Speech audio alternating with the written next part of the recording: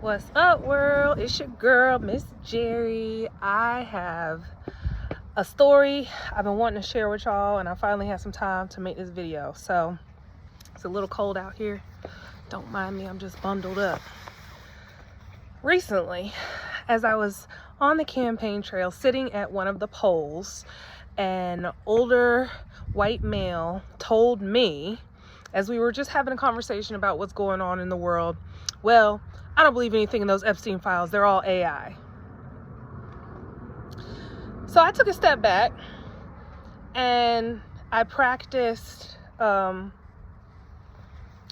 discernment of listening and not saying anything. And yeah, he went on to elaborate about how none of it's real and all of these things. And my follow-up question was, so you don't trust law enforcement? What do you mean? I donate to this and I did.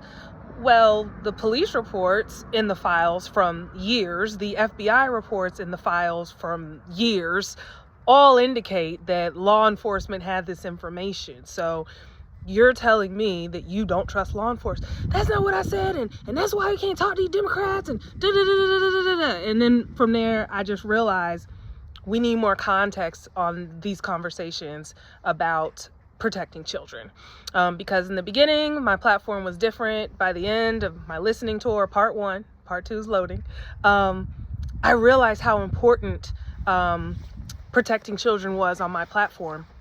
And furthermore, when I say protecting children, I'm not referring to the Epstein files, okay? Protecting children has been something that's been important to me for a long time, and this is the story that I want to share with you today. So I grew up in Cary, North Carolina, in a very safe and beautiful neighborhood, and someone I was very, very close to was my next door neighbor. For this story, we'll call her Mama B.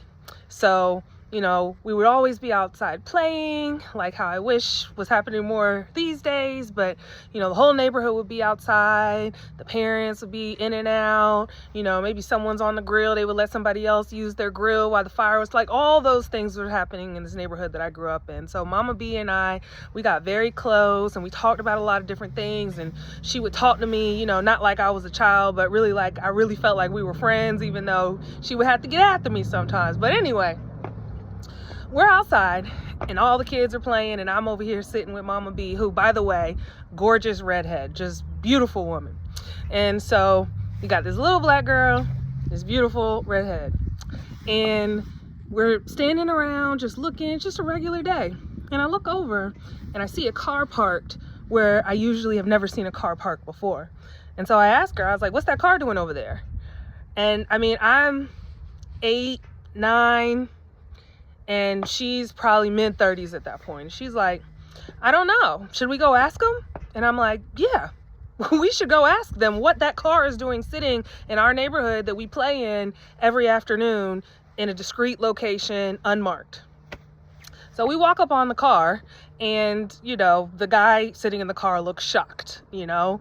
Again, little black girl, probably with no shoes on, beautiful redhead. What is this, right? And we're like, sir, we wanted to know what you're doing sitting here in our neighborhood. And he says, you're safe. There's an operation going on. I work with the State Bureau of Investigation, and we're monitoring the comings and goings of someone that lives on the other side of the neighborhood.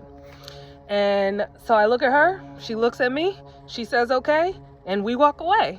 And I think he might have used some other word. He might have said surveillance, and she like explained that to me later. And I was just like, I've got that answer satisfies me. I can move on. Y'all, it wasn't a week. It was probably 4 or 5 days later. I come home from school, and the entrance to our neighborhood, both entrances to the neighborhood, because it was a horseshoe, both entrances were blocked, and it was police cars and sheriff cars and State Bureau of Investigation and all these cars, right? And I grew up watching the news every night, so went home, turned on the TV, right on the news. A man was arrested for creating child pornography with his daughter and son. He had them locked in cages doing sex acts. So when I turned to my parents to try and figure out what's going on, they're like, this is very wrong. This is very disturbing. This is wrong, you know? And I'm like, wrong, gotcha.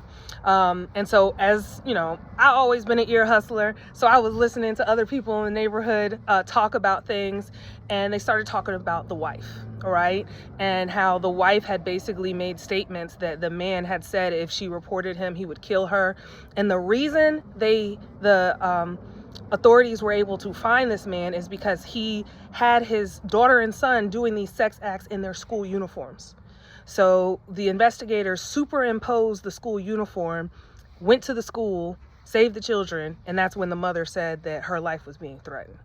So when I talk about protecting children, I've been thinking about protecting children since I was a child. This whole Epstein thing, if you have conspiracy theory friends, you've been hearing about this for years. We just never had any proof. And now that we have the proof, people are trying to say that it's not even real. I will concede that I'm sure that there are things that are exaggerated. There are things that are taken out of context. There are people's names that are in their files that weren't really actually involved in what was going on. All of that should be addressed and investigated. But at the end of the day, we don't even have to go to Epstein to know that there are people in our community targeting and violating children.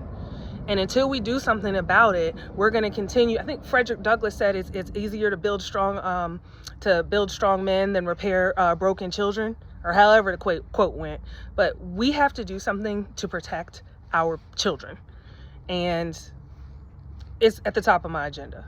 So thanks for listening to my TED Talk today.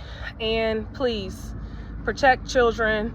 Protect all of us. We all need protections. From the children to the veterans to the vulnerable populations, we all deserve love, protection, appreciation. We all deserve that. So let's just do better by each other, y'all.